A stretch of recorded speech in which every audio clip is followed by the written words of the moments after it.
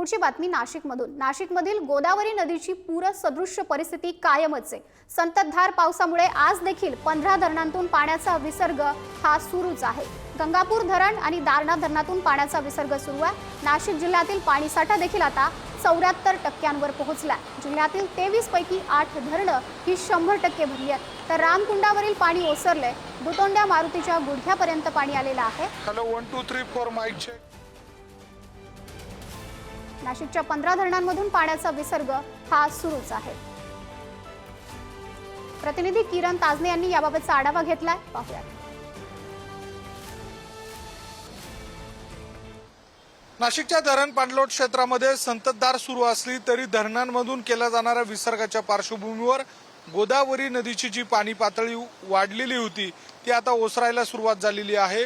मी सध्या नाशिकच्या रामकुंड परिसरामध्ये आहे आणि याच ठिकाणी जो दुतोंड्या मारुती आहे, जो पुराचं मापदंड म्हणून ओळखला जातो, त्याला कालच्या दिवशी गुडघ्यापर्यंत पाणी होतं, ते आता पायथ्याशी पाणी येऊन ठेपलेलं आहे। मंदिरं पाण्याखाली गेलेली होती, ती देखील आता हळूहळू कमी व्हायला सुरुवात झालेली आहे।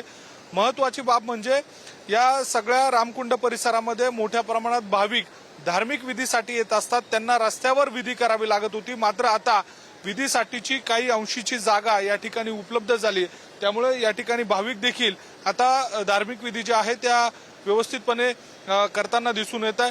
दुसरी महत्वाची बाब म्हणजे अद्यापही या रामकुंड परिसरामधील काही अंशी जी पूरस्थिती आहे ती कायम बघायला मिळते।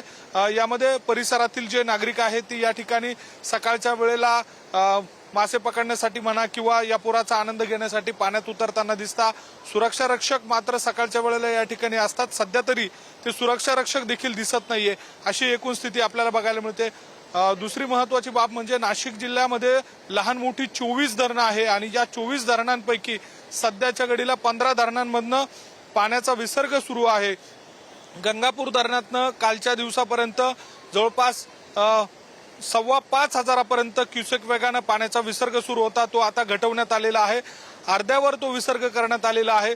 तर नांदूर मधमेश्वर धरणातनं जायकवाडीसाठी मोठ्या प्रमाणात पाण्याचा विसर्ग सुरू होता। जवळपास 44,000 क्युसेक वेगानं सुरू असलेलं पाणी आता 32,000 क्युसेक वेगानं सध्याच्या घडीला सोडलं जात आहे आणि या सगळ्या पार्श्वभूमीवर गोदावरी नदीची जी पाणी पातळी वाढलेली होती ती आता कमी झालेली आहे। किरण, या पुढील अपडेट सुद्धा आपल्याकडून वेळोवेळी घेऊया। तुर्तास धन्यवाद दिलेल्या अपडेटसाठी।